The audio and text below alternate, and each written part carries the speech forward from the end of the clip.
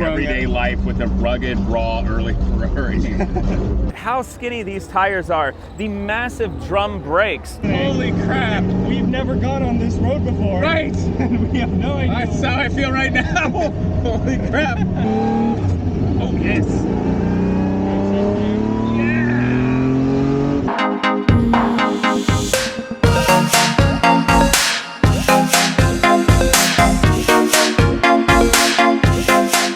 KW makes the perfect suspension for every demand. Find them in the description below. What's up, people? So we're at the Velocity Invitational at Laguna Seca, and I've got a very exciting car here with a friend of mine actually driving it. And this is a 1952 Ferrari 340 Mexico. And body by Vignale, but something that makes this one especially storied and exciting because of its history was that this one was driven by Phil Hill with the co-pilot of Richie Ginther in the 1953 and 1954 Carrera Panamericana, which of course is the famed Mexican road race to celebrate the opening of their highway. Very exciting. Actually, in the second year that Phil Hill drove it, he was actually in an accident, wrecked the car, and as story goes, he was not hurt in the wreck, but then when he got out, there was another car about to wreck in the same place, and he dove out of the way and apparently fell on some shrapnel, if I've gotten that story correctly. However, this car is really exciting, and I know we're so accustomed when we see Ferraris, we see the mid-engine things, we see 512 Berlinetta Boxers, 308s, all the modern carbon fiber flappy paddles and all. But what's interesting, this car is predating even the absolutely gorgeous Ferrari 250 GTO. It also predates my favorite, the 1958 Ferrari pontoon fender Testarossa. And what's exciting about this, and I'd like to show you guys, so I'm gonna go ahead and very carefully open up the hood here, because the car is beautifully restored. And give me just one moment. You gotta really respect the craftsmanship and of course the attention to detail and the restorations, because this car is in its own right an absolute beast. It's got a dog box with the transmission, and this even predates having the gated shifter on Ferraris that we're so accustomed to. But with this V12, we've got 3 downdraft Weber carburetors. Obviously, you've got your 2 distributors up front, and it's beautiful to see how it's built at the time period. But this car, what makes me so excited about it is being an earlier Ferrari of the V12 front-engined sports car is that you see the spark, you see the brilliance that led to all of the Ferraris to come, but in some ways, and I hate to say this, it has this rugged charm, this rugged aspect of engineering and just like the passion to go race, and they hadn't yet developed the sophisticated formula of what was Ferrari as much. So it's exciting. The other thing you'll see is just how skinny these tires are, the massive drum brakes. And just looking throughout it, if you notice, for the time period, you got the beautiful little details such as the hand, let's see if I work it right, to open the door. It's just beautiful when they, thinking of things like this. So yes, an absolute race car, but it's still a thing of beauty. It's still absolute craftsmanship and workmanship. Of course, you got the seats. You don't see the huge side bolstering and everything that we've come accustomed to with sports cars today. But if you look back here through the window, you'll notice the spare tire, of course, strapped in, like just right there. You're racing across country on a road race like that on streets, normal public access streets, and you're gonna need those sorts of things. Another very intriguing aspect of this one, and you may have to go around here to see it. You good? Awesome. Right here, you'll notice there's a little flap, and this was confirmed by Phil Hill because he owned it afterward. He bought the car, it was being restored, and there's a little hole here. And I'll show you guys this later when we go to drive it, but I can look right now, and the actual tread of the tire is only that far away. So you can literally, as the driver or passenger, reach over here, open that little flap, and check the tread of your tires as you're driving. Isn't that neat? And that's something that I remember reading about with regard to some of the Silver Arrows or Auto Union type cars back in the 1930s, running the high-speed track like Alvis, where they had a little window so you could see your tread. And if you got to the point where you're starting to see cords, you'd better come in real quick, otherwise you may never get to see it tomorrow. But it's just so cool to see all of these tricks, all the craftsmanship that went in to make this car. Now, we're gonna have a little bit of an impromptu day today. This car's out doing a number of beautiful exhibition laps and video. So we're gonna take this out and just drive around the access roads to Laguna Seca, and hopefully in the future we get to really let it stretch its legs somewhere proper, but at least we're gonna get to show it. So you guys, 4 GTs are going out, it's getting loud. Let's go for a ride. Ready? I think so, dude. Yes. It is. It's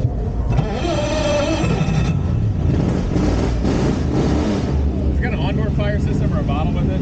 We have a fire bottle if we need it. The old guy? Yep. Oh, this is a fantastic car. Excuse me. Excuse us. Oh, you know what? We got the national anthem going. You want to kill it? Sorry.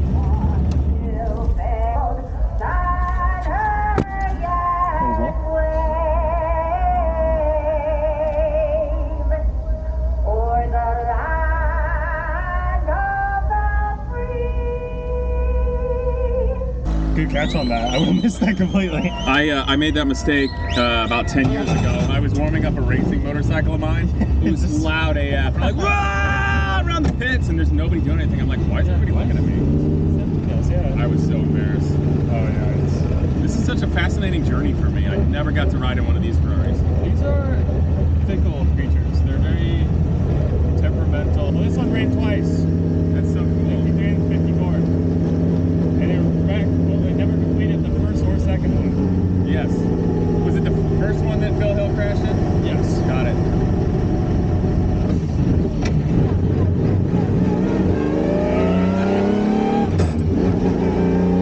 That's why a couple lines.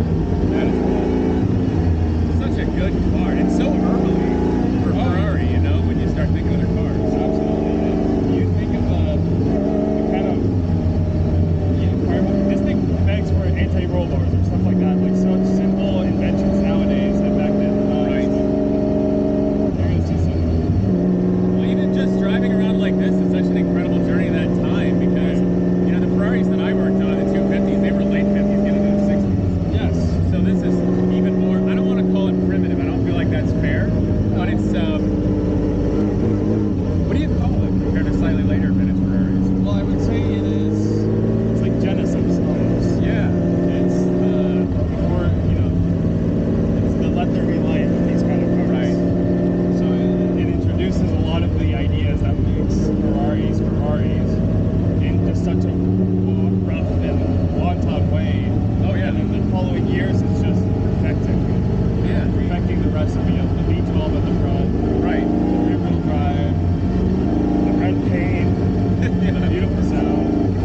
Well, everything about it is beautiful. It's evocative of both the racing spirit and all the craftsmanship. I don't know, engineering at the time, but it's interesting because you can tell that they already had the spark. I'm distracting yourself, Heel.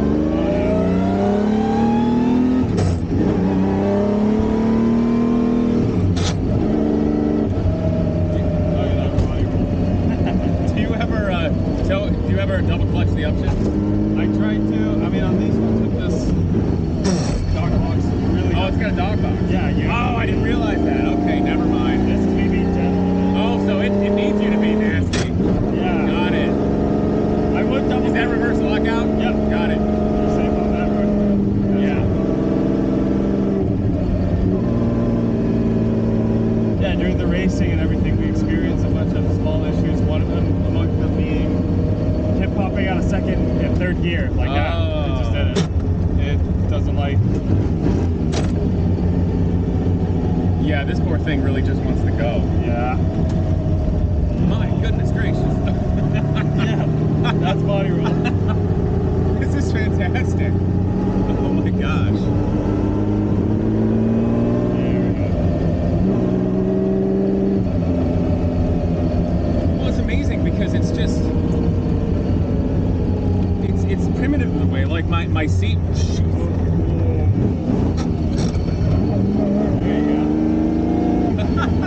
Yeah, your seat is not holding you in. Oh my God, these tires and all. We're racing this car in 1953, going, 140 miles an hour down a highway, and you're trying to yell at me directions. Right! And I'm barely listening. Holy crap! And we've never gone on this road before. Right! And we have no idea. That's how I feel right now. Holy crap!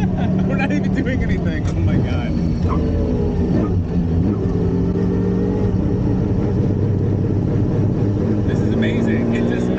drive this slowly. No, it really hates it. Did Phil Hill and Ginther run with seatbelts, or did they just go for it? Just like They this. just did it like this. This is exactly how the car would have been. When he restored it, he made a bunch of changes to the car that he remembered during the restoration, because the car had been, you know, Phil Hill? Yeah, Phil Hill. Oh, was he part of the restoration? Yeah, he was the head of the restoration. He owned the car. Oh, wow. And asked for it to be restored. So he bought the car back. And for instance, right behind you, there's the little flap? Yeah, the little flap. So I can like see the tire? Everybody else everybody else did not believe him that that was a feature of the car, and they were gonna plug it up, and Phil Hill said, nope, that I remember that being there, leave that hole where it is. You can see the tire tread, just looking at it that way. It's wild. Oh my gosh. Well, someday we're gonna have to drive this and we can do it proper justice. Oh yes.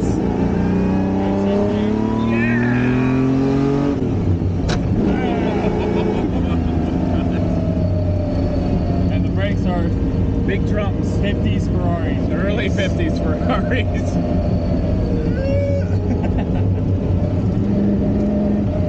Yeah, it'll be so much fun sometime to be able to do the car proper justice, rather than just being on the access roads here. Oh my gosh.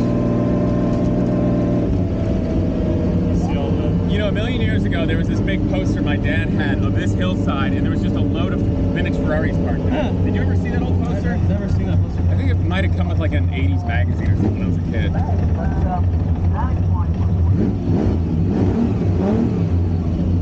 Keeping it clear while you're braking? Yeah. The right.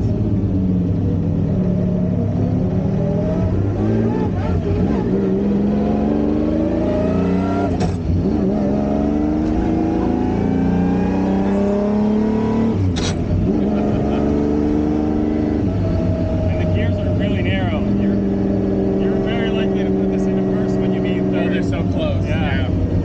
Well, and it doesn't have it didn't get the time period of the gauge shifter yet. So you don't have your visual feeling, same feeling there. That was a good shift back there.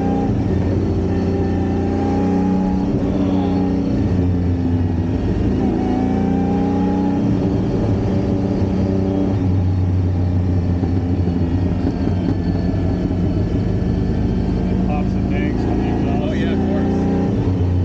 I mean, it's a race car. Very much so. Uh-oh. Thank you.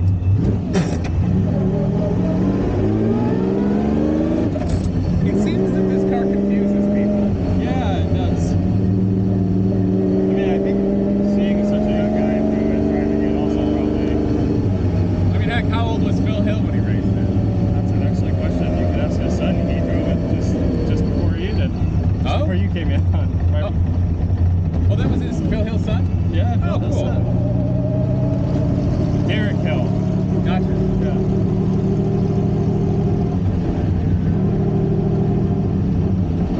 Yeah, I used to be the youngest guy in vintage racing too. Yeah. A couple of decades went by. It's funny because people are so accustomed to seeing Ferraris being on like concours lawns and perfect, and they never get to experience like just this, like everyday life with a rugged, raw, early Ferrari. Thank you. Of course, pleasure. Okay, guys, I hope you enjoyed that little ride. Obviously, that is an all-out race car. It's not just a 50s cruising American car to go to the diner or the drive-in movie theater. The car absolutely wants to go. It only wants to stretch its legs.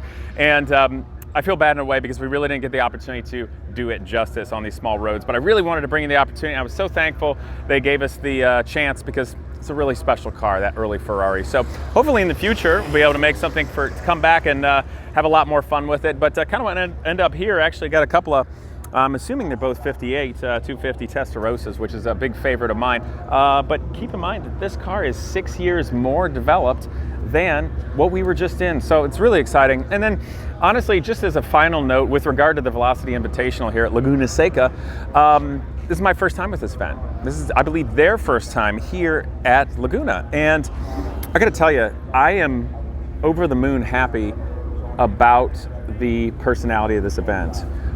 It has rekindled my love for vintage racing like when I first started way back when in a 50s sports racer.